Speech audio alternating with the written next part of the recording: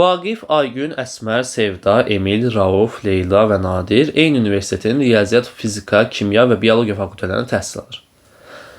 Yuxarıda göstərilən məlumatlara əsasən hansı tələbənin fizika fakültəsində təhsil almadığını müəyyən edin. Əvvəlcə tələbələrin adlarını sırası ilə alt-alta yazaq. Vaqif, Aygün, Əsmər, daha sonra Sevda, Emil, Rauf, Leyla və Nadir.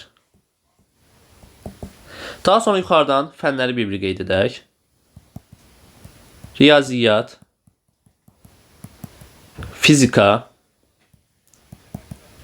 kimya və biologiya.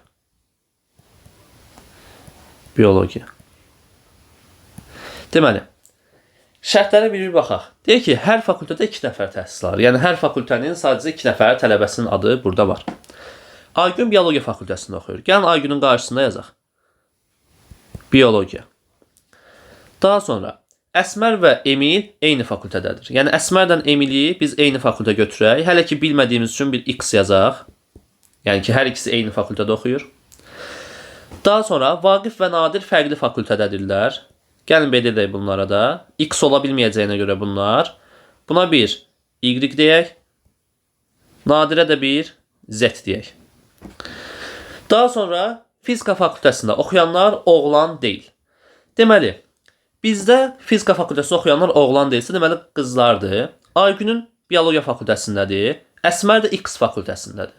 O fizika ola bilməz X fakültəsinə görə, çünki Emil də həmin fakültədədir. Deməli, geriyə kimlər qalır? Sevda və Leyla qalır ki, bunlar hər ikisi nədir? Bizdə fizika fakültəsindədirlər.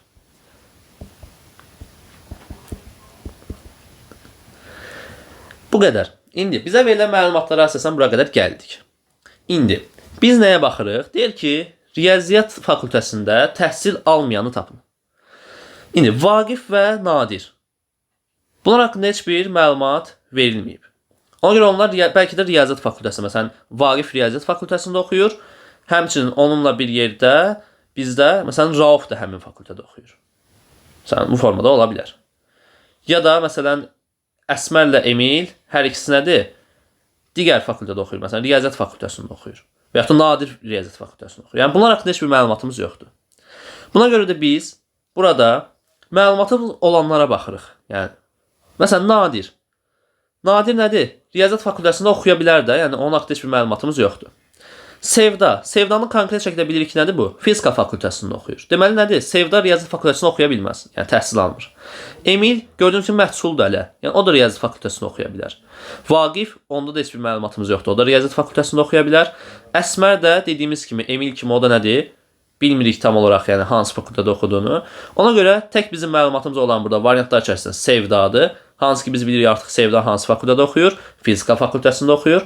Ona görə də o riyaziyyat fakültəsində təhsil almır və buna görə cavabımız B variantı Sevda olur.